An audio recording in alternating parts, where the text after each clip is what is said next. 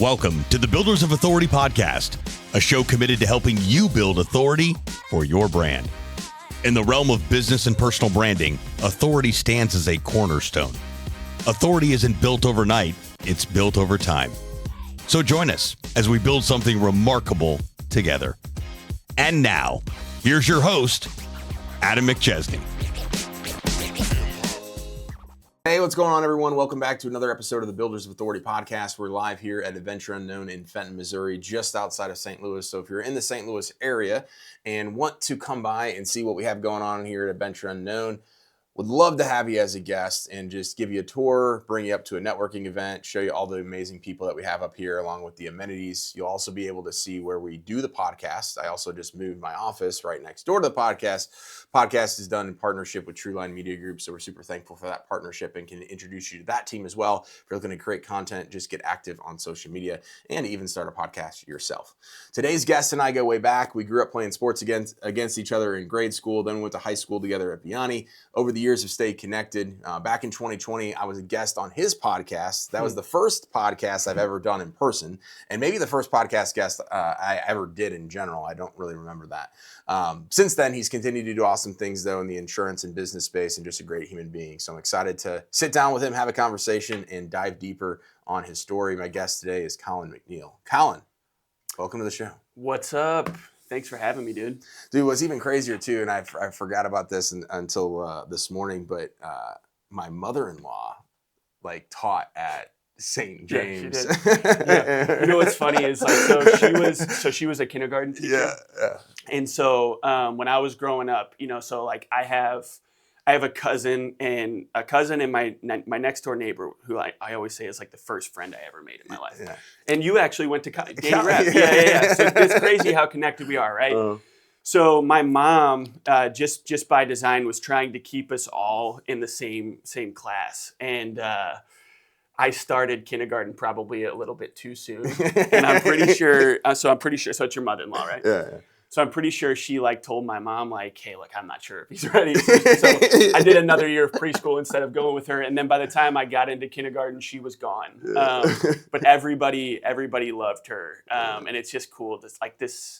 This city is it gets smaller and smaller the older that we get. Man, it's crazy. So my sister-in-law, right? So her daughter was like, hey, my friend, she's got a husband that wants to network with you. He was following you on LinkedIn or whatever. So I had him up here yesterday. He's 25 years old, working somewhere, wants to start or already started his business, got into real estate. I'm like, shit, I wish I was doing that at 25. Absolutely. But he's like, yeah, I went to St. Francis and I went to Vianney. I'm like, dude, who are you? Yeah. Yeah.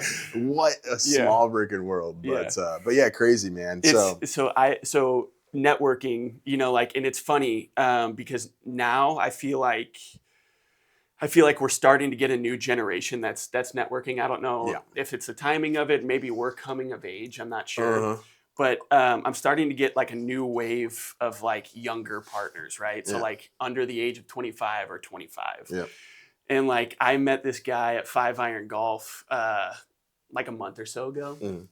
And he was like, yeah, I went to Vianney. I was like, are you serious? Were we there at the same time? Do you know blah, blah, blah? No. I'm 21. And I was like, oh, we don't know anybody. Yeah. But my nephew went to Vianney, so he knew my nephew. And it's just, I don't know, man. It's just so funny. I feel like we're getting to that place where we are the old guys. You know what I mean? Absolutely. And I don't know if you play sports, but I'm starting to feel that. When I go play basketball now, it's I'll try to go up for a really hard layup, and I'll be like, my feet just don't work anymore.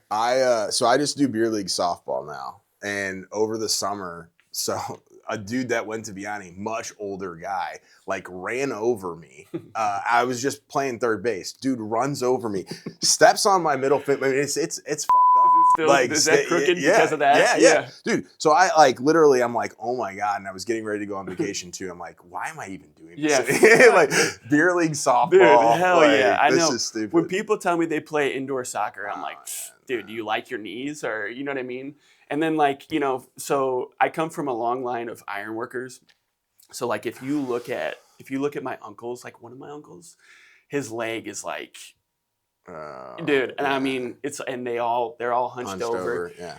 And so I would love to sit here and tell you like that's why I didn't get into it, but it is an element to it for sure. Like, you know, like I want to prolong my body, and it is like it's a priority for me. You know, like my workouts even have changed a little bit. Like it's still like a part of my identity is fitness and exercise. Like it's just something that I need more for my mental health and my physical health. I just know that I don't move, think, or respond the same if I don't work out. Whether it's 15, 20 minutes, I don't care. But, you know, like I move my workouts into like, I'll still stretch. Like if that's all that I do, that's all that I'll do. You know what I mean? But like, I don't know, when somebody's like, hey, you want to start? Like my wife is always like, what can I do as a hobby? Let's go play indoor soccer. I'm like, no, dude. I don't know. Like I will watch from the sideline, but I know I'm past that. I love basketball. Basketball is just kind of part of my, you know, it's just a love of mine. It's like the first love that I ever had. You know what I mean? And I just feel like somewhere along the lines, I probably am that guy that left a lot of potential on the table. You know what I mean? But really, man, like that's like basketball is kind of like what makes you stick out for me. When we were going into Vianney, you remember the freshman camp? Yeah. So we had the freshman camp, and you know, they divided us into a couple of teams, and I don't know why I remember this. I have a goofy ass memory, but like you guarded me, and I don't remember this. Yeah.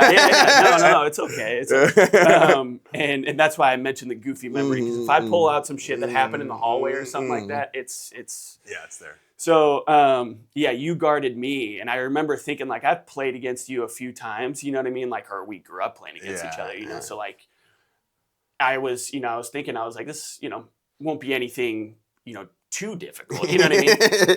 But dude, I mean, I just like, I'll never, you know, there's some matchups that you leave, you know, and you're like, fuck, man, like even though you might seem like a better player, there's some guys you just don't want to play against, you know what I mean? Because they'll just go way too fucking hard, and like they'll expose you a little bit, you know what I mean? And like that's exactly what happened. And I feel like you did a lot of the little things that like I didn't do on the court very well. You know, like talked on defense, stayed in my face the whole time. I think, you know, like there was an element to where you knew like if I was gonna get loose, I was gonna like let it fly from anywhere. You know what I mean? And like I just remember thinking like, dude, like that was the wrong matchup for me. You know what I mean? You're trying to put yourself on expose for these coaches, and you know, like you just like stayed in my face the whole time. But to me, the reason why this is where that ties all together is like seeing your success today. I didn't play soccer with you, but seeing your success today, like if like that's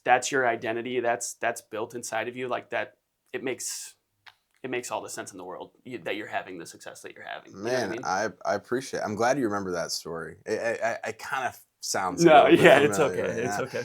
But that's a good starting place, because like I always love I think you know Joey Yak too. Yeah. I had him on my podcast, and then we were just going back a couple weeks ago, and I'm like, dude, these are my favorite episodes because you can kind of see everything go full circle. So with you specifically, man, I want to go back because like that was your identity, was like basketball. It was. And like sports in general. And so like how did that kind of go into, and then also like high school into college? So like walk us through that transition of like how you were then versus kind of how you are today. Well, I'll tell you. So, and Joey's awesome, dude. And really like how he operates his business and how he plays, like is how he played sports. You know what I mean? A ton of swag, played really hard. I listened to your episode too. And, you know, you mentioned like he was the guy everybody wanted on their team. You know what I mean? Kind of like Allen Iverson. You know what I mean? If it wasn't for the talent, it was, you know, for everything that came along with it, came along with Joey. But to tie that all together, man, like, I would say like I had a really rough start to high school, like, or like early on in puberty, I would say. Like I just I had a lot going on in my family life and at home that like had me really mixed up and got mixed in with a lot of the wrong people really early on. I feel like maybe not wrong. Some of them are lifelong friends, but like just got into like the wrong activity. Sure. You know what I mean? Yep. And, you know, like it was kind of something to where like it was starting to form an identity that like I didn't align with, you know what I mean? And like it caused an identity crisis for me, I think, in high school, you know, and to where like I turned it around on the back end of high school. And that's like a success story for me. It's a good accomplishment for me.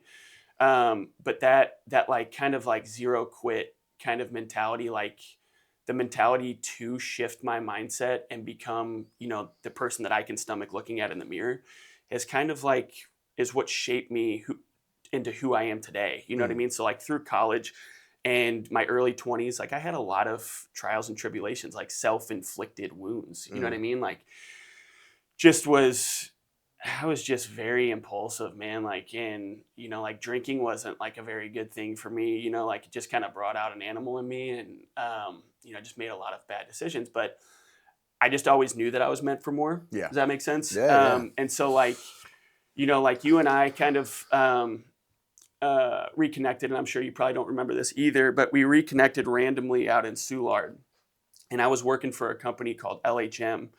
And I was working in their sales department. And LHM, for anybody who doesn't know, is like a hospitality company. They own Union Station. They own Hilton at the ballpark. They own like a handful of other hotels around St. Louis. And, like you came up to me and you're like, hey, I forget who you're working for. It was like Gold Bio or something? Yeah. You were like selling some kind of soundproof paint. Well, so that was actually before Gold Bio. That was just like, that was one of the dumbest things I ever did. I just found some guy reached out to me and he was like, hey man, I know you're not happy with your job. You want to come sell this soundproof paint? And I was like, fuck yeah. And then so I saw you on LinkedIn. I'm like, he works at a hospitality group. I'm going to reach out to Colin. Well, dude, so, and you were with a group of guys, that we were with from high school. I think Corey Gavain was in there. And I was like, we were kind of catching up and I was telling you who I was working for. And like, you were like, oh man, like I've been trying to get in touch with blah, blah, blah. And you mentioned the GM and I was like, oh shit, this guy's for real. Like, cause that is who you'd want to talk to. And then you hit me up on LinkedIn and I tried to get you in there. But I don't know, man, like I just loved what you did there. You know what I mean? Like just, you didn't know where I was at in the company. You were just looking for some kind of hole in, you know what I mean? And I love that. But like, I would say like, and so I was working for that company and that was fun, but I knew that's not where I wanted to be. I kind of saw my ceiling there. Like the next phase was like a business transient manager.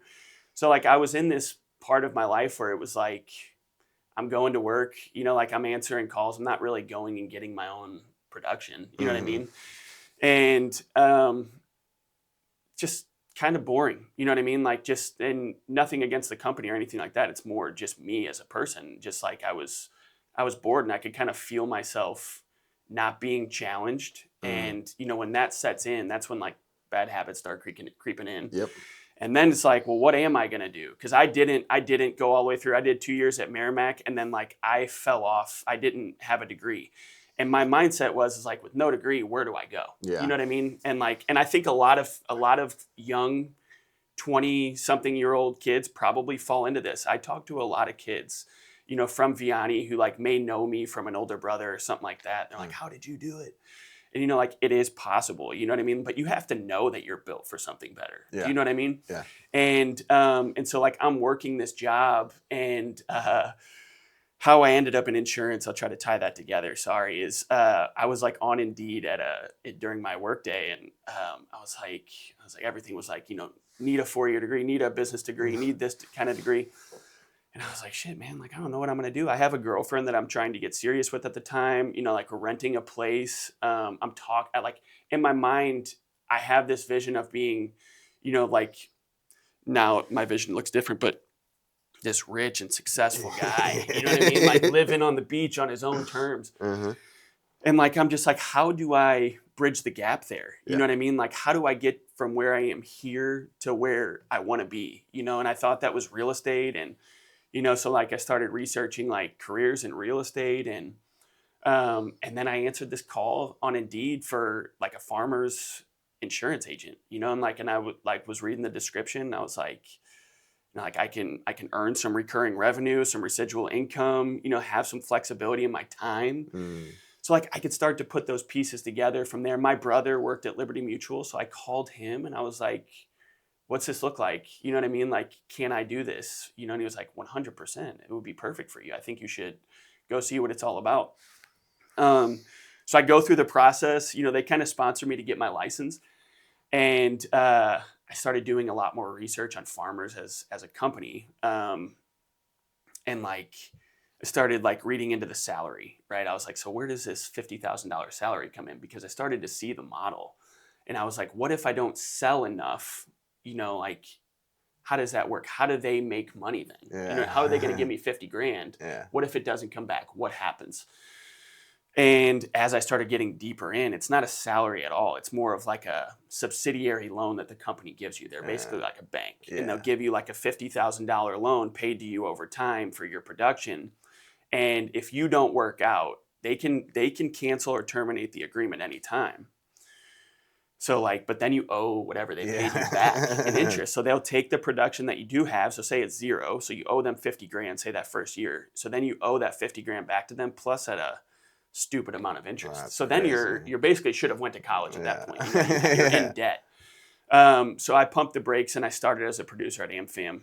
And at AmFam, I was always like neck and neck with this other guy in my district. I was always number 2. He was always number 1. I always like to admit that, but like it's like a tough pill to swallow. I'd love to sit here and be like, I was number 1 right out the gate. Mm-hmm. But what that did tell me is like there was a lot of other producers in the district, and like let's call it out of 100. I know it's more than 100, but out of 100, if I'm number 2, something's working. You know what I mean? Or I'm willing to do things that other people aren't. Yep. So, like I was having a conversation with our district manager, and like I was like, how do I take this to the next level? Because I don't want to be a producer forever, and there's not a fast track to be an agent. Yeah. You were actually one of my first clients at AmFam. And like seeing guys like you I think you purchased a condo. Yeah. Purchase a condo, and I'm sitting here like that, like I've always felt that pressure. You know what I mean? Like, holy shit, like look at this guy. You know what I mean? Like look at what he's doing. And I'm sitting here doing this, and there was just always this like kind of identity crisis, I think, inside of my head. You know what I mean? Like, and I don't know. So I sat down with him, and he was like, well, there's no fast track to be an agent. Like we would need to see these numbers. And, I started talking to another producer who had been a sales specialist for like 10 years. And I was like, oh, shit, I don't have the patience for that. You know what I mean? Like I want to start building something now. And there's a guy, do you know Kevin Thole?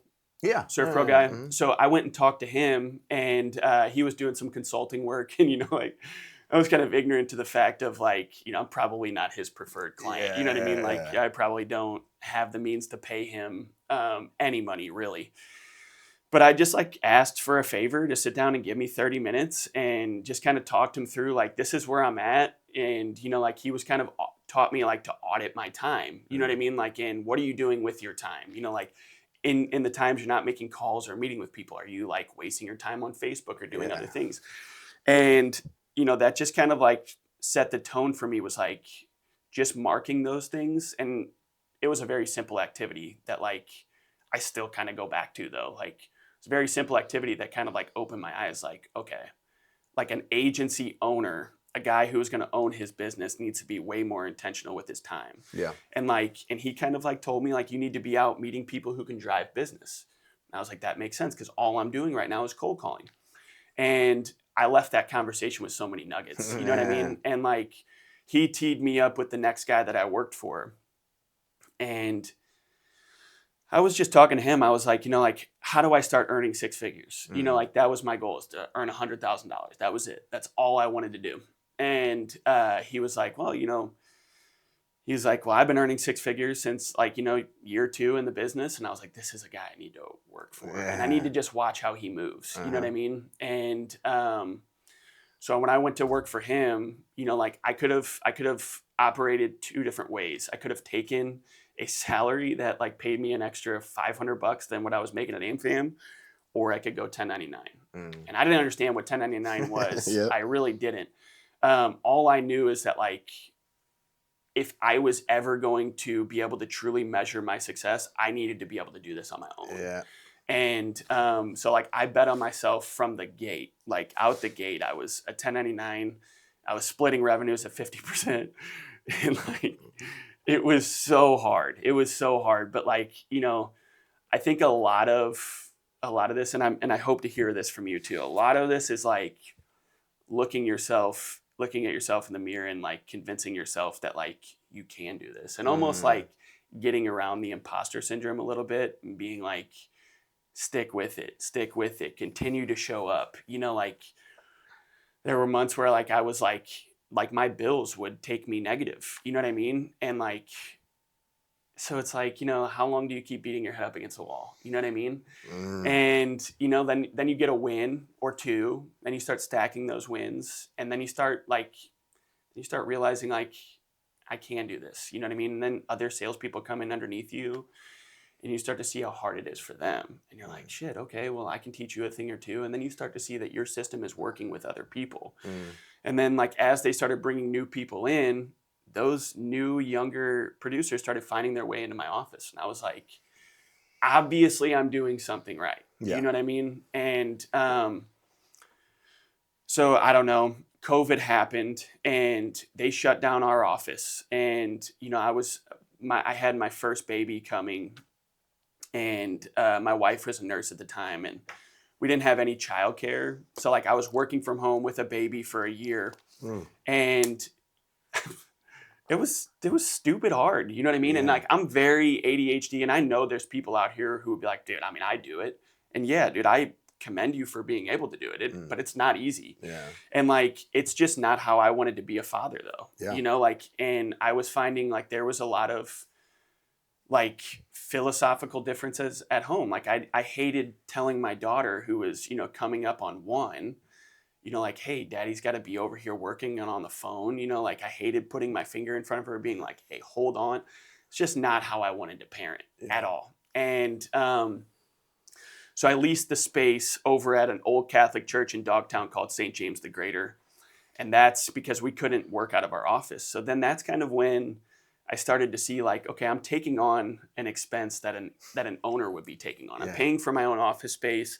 I'm still splitting my revenues 50-50. I'm taking no inbound production from the company. I'm doing this all on my own. Yeah. And so like, I was just like, why, like, then I started to think like, how can I do this on my own? You know what I mean? Like there's another barrier there. Like, can I be an owner? You know what I mean? Like I always put that on another pedestal. Like there's something that sets me apart from an owner. And when I started like actually crunching the numbers, like being courageous enough to crunch the numbers, I just was like, this is silly. You know what I mean? Like I already have an LLC established. That's how I get my commissions already. So I'm basically an agency owner. I'm paying rent. I'm paying for a lot of this other technology. I'm paying for, some things to like, I'm already paying for tools that like help me book appointments. So it's like, I'm already committed to a lot of these expenses. You know what I mean? I'm not saying it wasn't like a heavier lift to do it, but I don't know. I would say like the biggest mistake that I made was when I made the decision, I really thought that we were going to be able to work together and I was going to be able to take my book. I had like 2 years left on a contract that was like very willy-nilly set up. Like my attorney was like, I mean, you could really just take the business. You know what I mean? Like they could file a suit against you, but like, and that would make things more difficult for you while you're starting. But that's all it would do. You could work through it. You know what I mean? And like, I don't know, when you're building a business, like things they don't need to be perfect, but you need to pick and choose like what your battles are going to be. You know what I mean? And I wasn't willing to go. I didn't have the money either to legally fight them. Yeah. And so, yeah, man, then I ended up just starting my own. I started everything from scratch. I kind of left my business behind and started my agency. And there was a lot of hurdles to get through, but my foundation was my partnerships. You know what I mean? Like the community of people that I had built up, the lenders, the realtors. I feel like, and that was like the biggest component for me. And to here we are today. You know what I mean? We do $2 million in premium revenue, and I'm very proud of what we built. And like for the first time, I feel like we are scalable. So and like I'm glad to be on this podcast is because I listen to a lot of your content, and like I see you like putting yourself out there and scaling your businesses. And it's like, I got a lot to learn from somebody like you. I know that was a long way around, so sorry. Dude, no, that was, I mean, like, again, like I always tell people, like, especially people that I know, I'm like, just tell the story. Like, cause that's where people like the version of yourself from a couple of years ago, somebody's gonna listen to this and be like, dude, like, okay, I'm not crazy. Yeah. Like, and I think that was the hardest part for me, going through everything I've gone through is just like, you do wake up so many days and you're like, what in the world am I doing? Because it's this roller coaster of it's up and down. And then you add the component of being a father. You add, also being a husband. You add all the different complexities that they don't necessarily have a blueprint for you growing up. You don't know what to do. You have no idea what your parents went through. You have no, like, you look at all these different things and you start to like look back and you're like, man, I wonder what they were going through and how did they handle it? Because I feel like I'm always making the wrong decision or whatever. But it's kind of one of these weird things, because I was like, man, in this season of my life right now, I work, I go home to my family, I travel a little bit, I do stuff. Like, I don't like go like hang out with a bunch of people anymore. But it's so weird because I look at that and I look at other people that have been like, man, Adam, I just want to do what you're doing.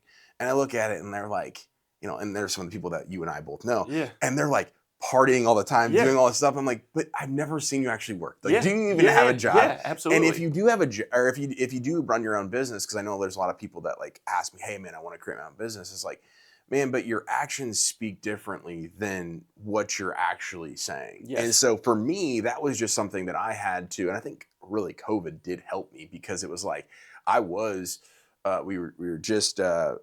we just got married in 2019. We were still living at the condo, but like I was going out and I was working in medical sales. So I had the money to like go do everything. And then like COVID really like forced me to like just not do shit and like really hunker down and just be like, what do you actually freaking want? Yeah. And not do shit, but do shit. Yeah, yeah. And then from there, it was just kind of like the escalation over the last 5.5 years of like just getting super hyper focused on that, but being okay, like growing up, and even over parts of the last year, like my biggest fear was like missing out on shit. So I'd be like, man, I didn't get invited to a party in high school, or these people are going on this trip, or this person's doing this with their business. Like that would like wreck me into be like, okay, I'm just not going to do anything. Yes. For me now, it's like, man, there's so much shit I've missed out on, but like I get to do so much shit because I missed out on it. And that's where I think people struggle, whether it's the comparison of, hey, this person's got this or this person's got that. Like I've just gotten, still working on it, but just like gotten so comfortable with just being like, man, my circle is so small. I don't really see people outside of like this community or people that I'll see. Like I've probably seen you more in the last 5 years than I've seen the majority of like my friends that I had. But it's because we're doing things on a different level, and like I'm okay with that because I actually think it's really cool, and it actually creates a lot less friction and drama because the bigger your circle is at this stage in life, it's like, man, you're trying to do like the high school personality like contest. And I love what you said there, because it like validates a lot of the anxieties that I have. You know what I mean? Like missing out on things, or like, oh, blah blah blah is doing this now, or like they're hanging out. You know what I mean? Like, where the fuck was my phone call? They're going on vacation. But it's like, and to your point, like, Adam, I want to do I want to do this, I want to do that, and then you're like, okay, but you can't give up like your Wednesday and Fridays at the casino where you're spending your money, and then you're also depleting your energy. Or you're not willing to give up a Saturday or a Sunday to get a step ahead on Monday. It's like these are the things, and like once you start building like new social norms, I feel like that's a whole new component. You know what I mean? And like you see a lot of people fizzle out because they're not willing to do that. Yeah. You know what I mean? And like, I know you're big on self-development, but like audit your circle is a huge thing in those circles. You know what I mean? But like actually doing that is like hard. You know what I mean? Like one of the most difficult things. Yeah. I've had to do it with business partners, and then go through lawsuits, and then family, and then friends, and then like employee. Like it's one of the, again, something that they don't teach you growing up that is really the difference maker between you breaking through and staying where you're at. Because I mean, still to this day, especially if you ask my wife, like I'm a huge people pleaser. And again, they don't teach you growing up on how to set boundaries with your parents or with your friends or with your in-laws or, you know, whoever. And it's this mind fuckery where you're like, but I don't know what to do. So for me, I just go into a tunnel. I'm like, man, I'd just rather just do this. Sweep it under the rug and go do that. But the impact of your decisions has such a massive effect the older that you get, because you have less time with people, you have kids in the picture. There's just so much extra shit. And that's where I've struggled probably the most over the last couple of years, is really like standing up for myself and setting those boundaries and doing that, because my wall gets broken down so quickly and people just take advantage of it. Gotten better over that, and sometimes it's just like, man, I just got to cut you the fuck off. Yeah. And to your point, like family is the hardest one. Yeah. Family can be the hardest one, because like you grow up and like, you know, although I agree with you, like my trials and tribulations have like given me a lot of grace for some of the things that my family has, you know, went through, you know, and it's like, oh, okay, I get that. Now I get how they, you know, why they made that decision, you know, like even though it had a heavy impact on the way the trajectory of my life, I get it. You know what I mean? Because you don't realize sometimes that you're in it until you like walk out of it and you're like, fuck, that was crazy. Yeah. But like your family, like your immediate family, like sometimes they're the ones who like immediately, like if they see you walking in a different direction and start to become the version of yourself that you want to become, they're a lot of times they're the ones who are like, don't fucking forget who you are. You know what I mean? And it takes a lot of, I think courage to be like, that's who I was, dude, but that's not who I want to be. And even if people believe like your past is always a part of you, I agree, but I do believe in change, you know, and I do believe like, I love what you said too about drawing boundaries, because like, that's not something that you get overnight, you know, like it's something that like somebody could tell you, like I'm in therapy and like my therapist will be like, you need to draw boundaries, you know, like, you know, you need to like recognize when this person is trying to like pull you back in the other direction. And a lot of times it's your closest friends and they don't even know they're doing it. Yeah. You know what I mean? Like a lot of times like jealousy or envy or like anxiety for the same anxieties we were talking about before, this person doing that, they just react that way. And they're like, holy shit, like, hey, come back here and sit with me. And that's where a lot of people get it wrong. Like, oh, okay, I can go out tonight and watch this.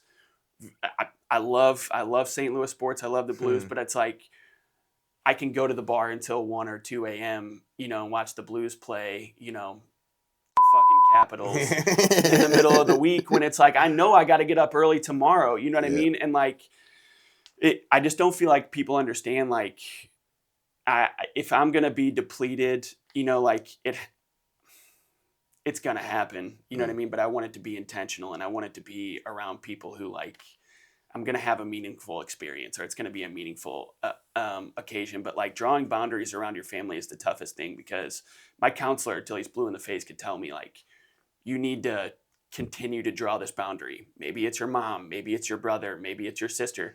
You need to keep drawing this boundary. And it's like, for 2 weeks, you'll be like, I'm a new man. Yeah, you know what I mean? Yeah. Nobody, nothing can fucking touch me. You know what I mean? And you start to see this momentum, whether it be in business or whether it be at home with your family. You start to see this momentum shift and you feel good.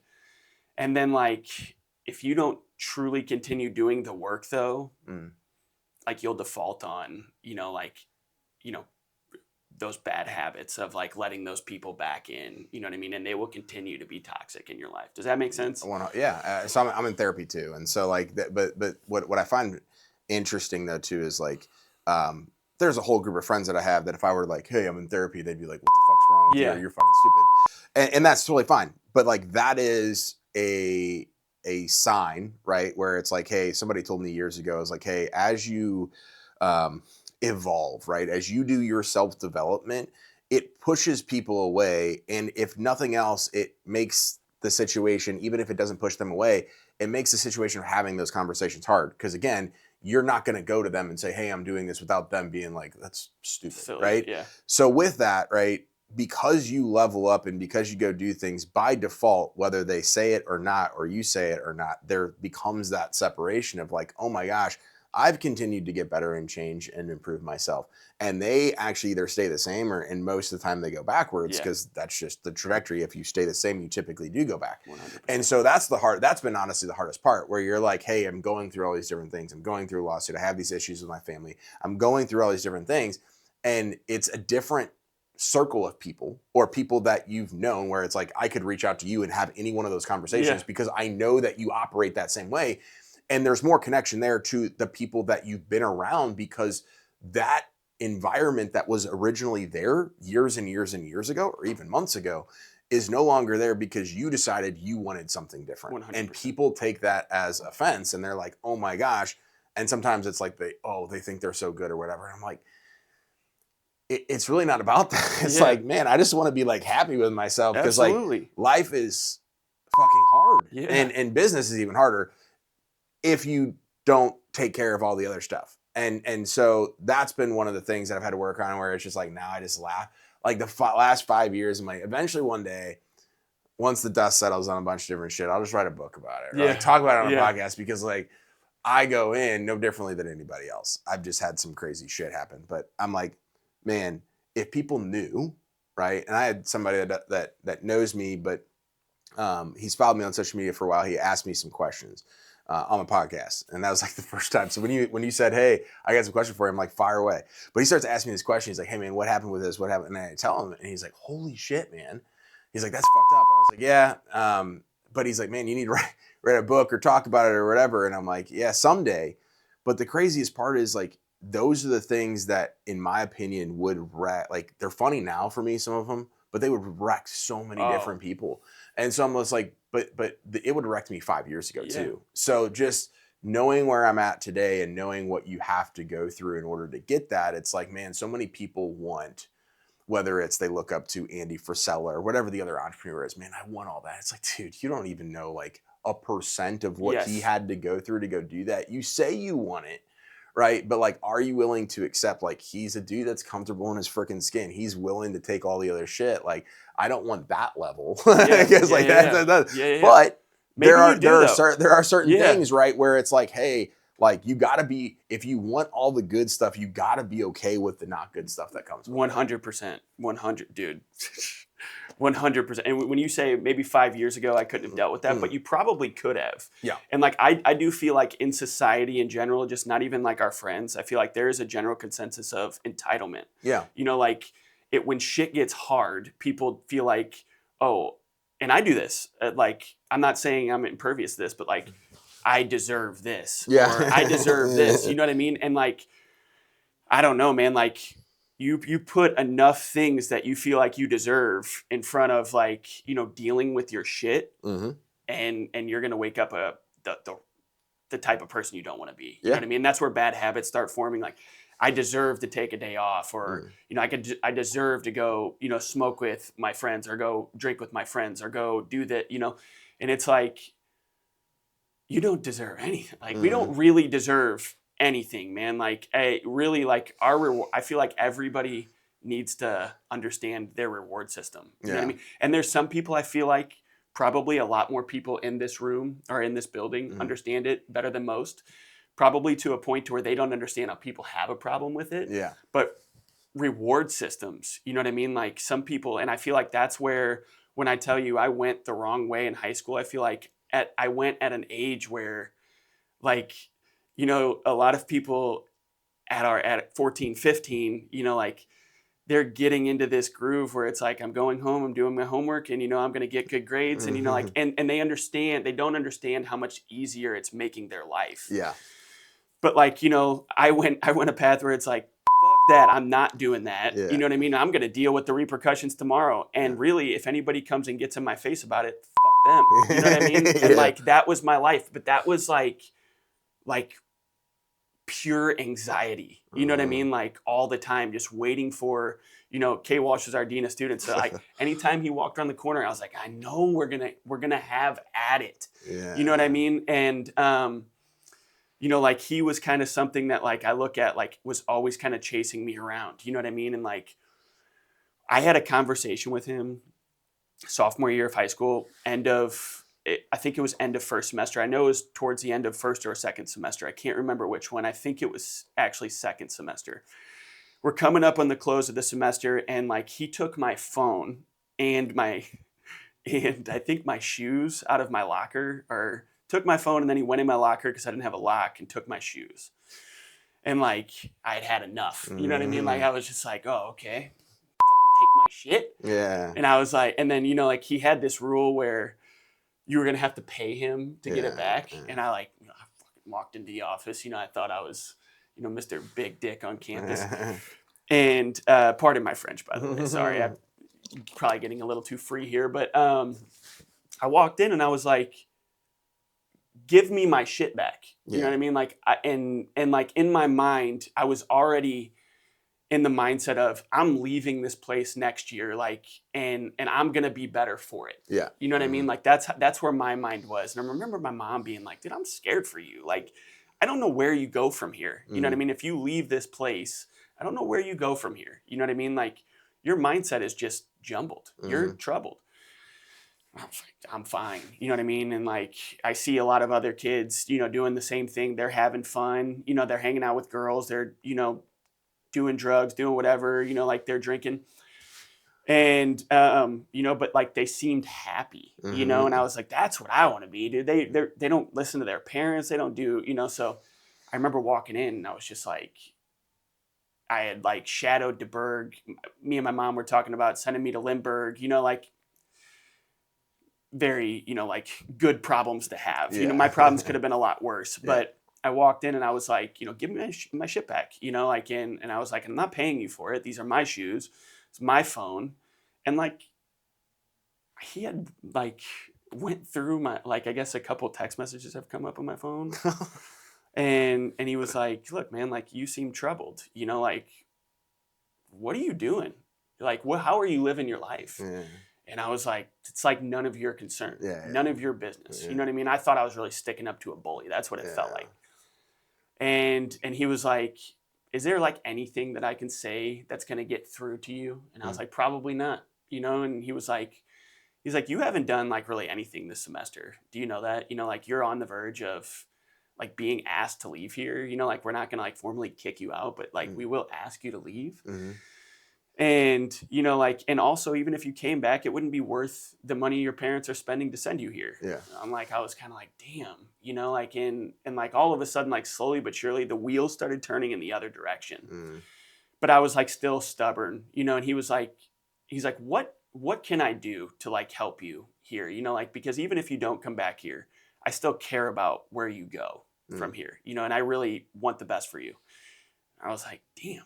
Like for the first time, he's not in my face. This is probably the worst trouble I should have been in. Yeah.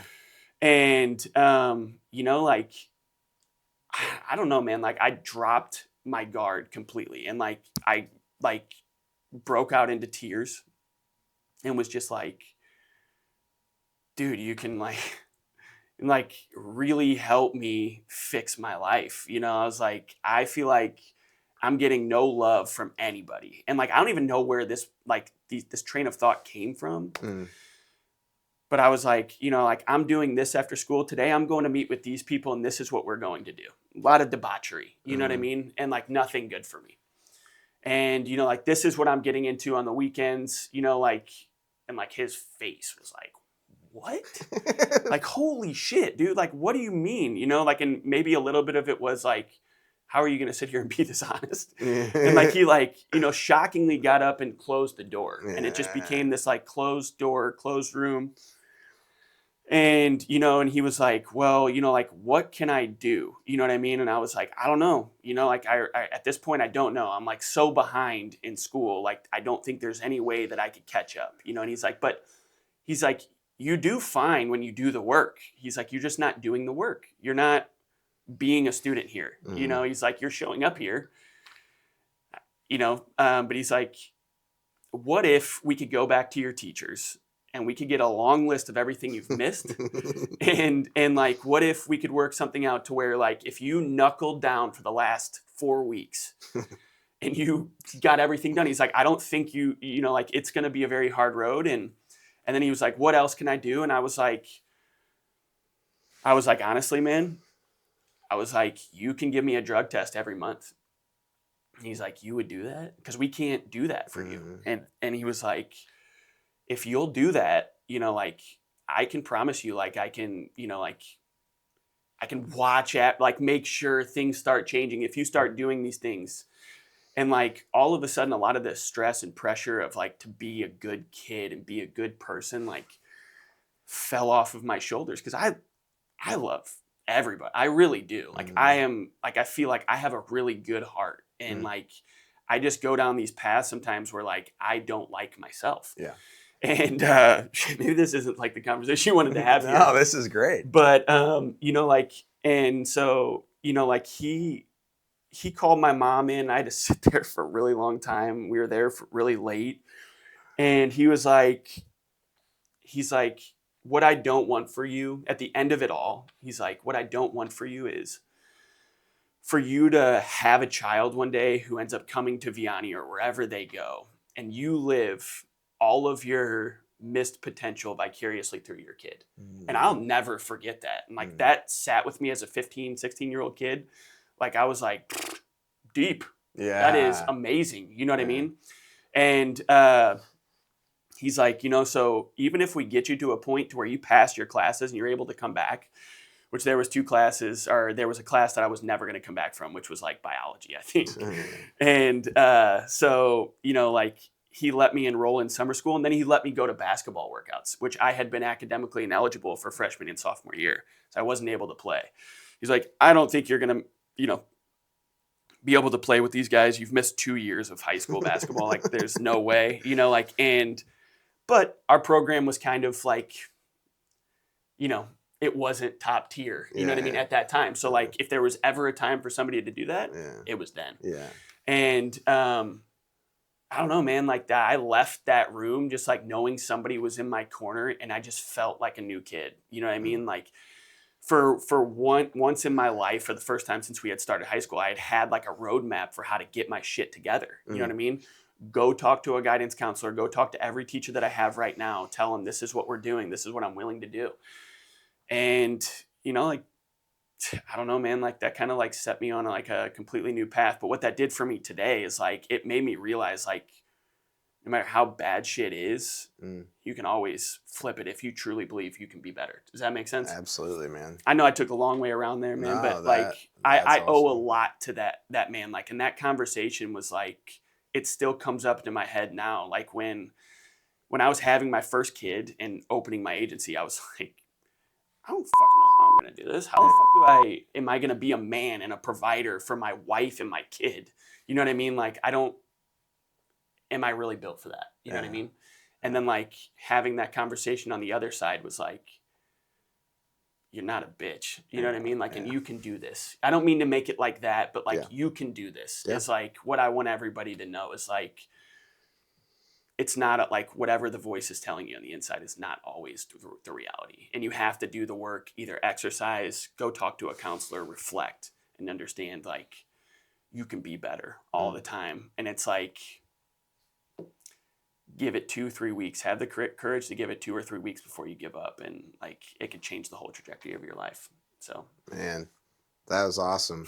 Sorry. No, dude, that was great. I let it run. Dude, I would just run this and run is and great, run. man. This is great. A lot of good stuff that like, I think bouncing it off each other, where I'm sitting here, I'm like, man, okay, good. I'm not crazy. I'm probably doing the same shit. So it's always good to, in my opinion, just like, again, have those conversations. Cause it's like, man, part of the issue is like, again, you can't have those types of conversations with everybody because they just don't want to have the conversation. So it helps me when I have those types of conversations. Cause it's like, man, like you even just lifted off a bunch of stress and anxiety talking through this on this episode of like, just again, me being in my head of like all the different shit. I'm moving offices this week. I got stuff going on with like fame, like just all these other things. And it's like, shit, man, everything's going to be all right. Yeah. Everything's going to be good. And a lot of times it's like, I've been here before. You know what I mean? Yeah. I do want to ask you a question. Yeah. How do you balance your family life with business? You know what I mean? Like I'm sure there's some tough conversations that you and your wife have like in those times, you know what I mean? Like, because I feel like I'm oftentimes like, things are going really good over here in business, and I'm like, shit, man, I'm untouchable over here. But there's things that are falling by the wayside somewhere else. Yeah. I don't really believe in balance, but I do believe there is like, you need to know when to tip the scale. Does that make sense? Yeah, I mean, and dude, I'll be the first to admit it. My wife will tell you the same thing. I'm not great at it. Like that, like that's just the point. But like I think a lot of people, like everybody I ask, and it's like I know there's some people that like are really, really good at it, and truly, truly are. And I deeply do believe that there's a place to for me to get there and all that stuff. But like the biggest issue is my phone, right? So like when I when I started my business in 2020, it was like, man, I had to be on at all times. I was the only person in the company, like no different than you starting your agency. And you're like, man, like this could be the difference between me missing out on a potential client and being able to grow and do all this stuff, and then me not getting it, right? I struggled to level up my mindset even when I grew my first agency to over a million plus, to get away from that. So I was like, oh my gosh, always like people work with me in my company because I'm super responsive and all this stuff. Like, and I never let go of that. Yeah. And then I had everything happen in 2023 and in 2024, went through a lawsuit, and I was like, man, I'm like lost. Like I don't have anything, like I had stuff to do, but like I am not, my identity was lost a little bit, and I didn't have the business that I had previously. So when I restarted it in October of 2024, I went back to what I knew. And so like to this day, right, the phone has been the thing that like struggles with me the most. Not just like I'm aimlessly scrolling. Like I think my wife thinks that sometimes. I'm like, no, like there's just fucking emails and DM. Like I will literally have people that have 4 other people that they could reach out to on my team, and they will send me an Instagram message, a text message, an email. Like they're stupid, but like I feel obligated at times to go do that, right? So I think for me, it's been talking about it more and having that conversation with her about like, hey, if there is, and a lot of this has been sparked by what she's asked of me, because I'll just like go do the thing and not have the conversation, assuming that I feel as if she knows what I'm doing. Yeah. So communication has been honestly in both directions the biggest thing, but it is very one of the most sobering and difficult moments, I think, when you hear it from your kid. Yeah. Right. So like he's watching freaking whatever Mickey Mouse Clubhouse or whatever, and literally in one of the episodes, and it just happened to be one of the episodes we were watching, and it was while we were on vacation, somebody's yelling at one of the guys in there for working on vacation. Yeah. And I'm sitting there answering some shit on my phone. I'm like, and then he's the one that brings my attention. I'm like, he's 2.5 years old. How's he this freaking smart? Yes. They get it. That's the part that for me, I struggle with, because I look at it in 2 instances. I'm not trying to do anything wrong. Yeah. No. Like, it's not like I'm fucking around doing You're shit. building something for him. And that's the part that I have always had in my mind. Like, but I've gotten past the point of what needed to be built for them, if that makes sense. So like the part where I'm at right now, I have 37 employees, over 100 clients, like a way bigger, more profitable business than I ever had before. I still have struggled to level up my mind to be like, hey, like I am truly doing it for my family and for myself. But there comes a point where it's just like, dude, you just got to put it down. It's not necessary. Yeah. And so that's something that I've been actively working on, even when I'm in an episode like this, right? Like I used to have my computer out at all times, and then I realized like, oh shit, if something like accidentally, like I forget to turn it off or whatever, it just takes away from the thing. So I think for me, it's been like this evolution of realizing I don't need it, right? And if something gets lost because I'm not working, whether it's I take vacation or it's after hours, like it probably wasn't meant to be to begin with. Yeah. We may have screwed something up for a client, or the client just sucks, right?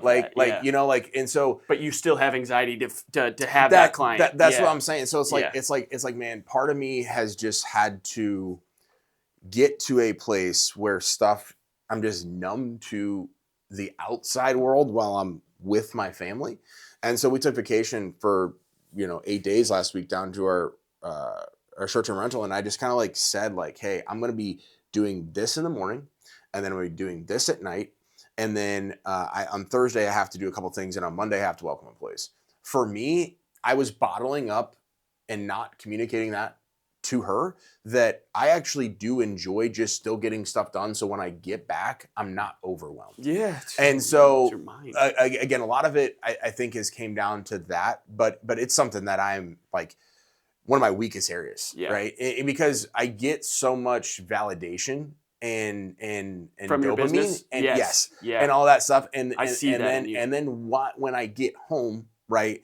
I always tell my wife is like, man, like it's crazy so she stays home with Murphy. I'm like, but yeah, I'm coming home right before dinner. The dude's been nuts all day. And when I get home, he's even crazier. So like, I'm not dealing with him in his most like calm, normal 100%. times. So it is difficult to be able to turn on, turn off, especially where it's like, hey, there's people reaching out to me at all times. So to answer your question, like I'm very, very self-aware on so much of that stuff. I truly do believe at where I'm at today, light years ahead of where I'm at, but it's not freaking easy. Yeah, no, it's not. And I think to your point, the reason why I bring that up is because I on my journey, I have had this conversation with so many people and their answer is so different. You know what I mean? And it's validating for me to like, because sometimes I'm like, what do you want me to do? What do you want me to, I have to do this. You know what I mean? And like, especially when I was like the only producer and running an agency, it's like, I don't have anybody to give this to. Yeah. And like the business can't stay still. I think with that, I didn't mean to cut you off. I was just going to lose my train of thought, but I think with that, right, I've realized that my words out of my mouth have such definitive answers to them that I've convinced myself of some things that probably aren't true. So like you said, hey, I have to do this. Like I truly have convinced myself that I have to do this. It's like, well, no, now I have 37 employees. Like I really don't have to do this.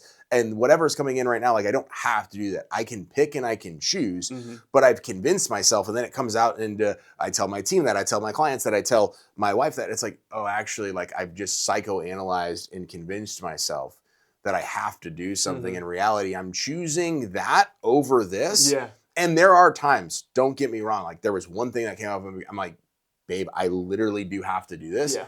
But there was 20 other things that I probably could have said years ago or even right now, I have to do this. And it would have just been me lying to myself. Yeah, for sure. 100%. 100%. Yeah. And like, I feel like sometimes I feel bad on vacation. Sometimes like, because you know your business is moving. Yeah. And it's like, then you're taking a break. And maybe this isn't the same for you. I don't know. I'm still trying to figure that out. But like on vacation, it's like, I feel like I almost don't deserve the break. You know what I mean? Like, I don't know. And like, to my point before, like the reward system, like there are times where I will be sitting there and like, I'll be like, dude, I need to be hands off. And like, I can feel it's time. I can feel like I can take my hands off the wheel a little bit and just kick my feet up and watch my kids play on the floor or get down on the floor and play with them. You know what I mean? But like, yeah, I don't know. It's the reason why I ask is because I see everything you got going on, and I know there's like an animal probably inside of you that just would love to fucking bust out. You know what I mean? But like, yeah, it's like that's a whole other element. The family element to running a business is something that nobody talks about. Yeah, and I feel like it's a quiet battle. And some people aren't comfortable. Like you were very real in your response. Some people aren't very comfortable telling it how it really is, you know what I mean? Because like it's fucking hard. Yeah. And some people will be like, oh no, we don't fight ever. Me and my wife are in complete alignment. And like I will say, like I think my wife today and I are in more alignment because she has forced me to communicate a lot better with her. And like it comes with doing the work though, man. Like you gotta reflect and like there is just more things like on the scoreboard than just your business. And like, your kids get it at an earlier age than anybody would ever understand. You know what I mean? It's nuts, man. Well, dude, thank you so much for coming in. This was awesome. I'm glad we got to do this. Long overdue. Where can people stay connected with you? Social media, all that good stuff. We are basically everywhere except for Snapchat, really. Facebook, LinkedIn, Instagram. You know, I don't know if you'll share my contact. Yeah, we'll put it all in there. My phone number, my email. but yeah, we're on every social stream. McNeil Insurance Group on Instagram, McNeil Insurance Group on LinkedIn, Colin McNeil on LinkedIn, and then just my personal page too. So love it, man. We'll put that in the show notes, dude. Yeah. I appreciate it, man. Thank you so much. Thank you.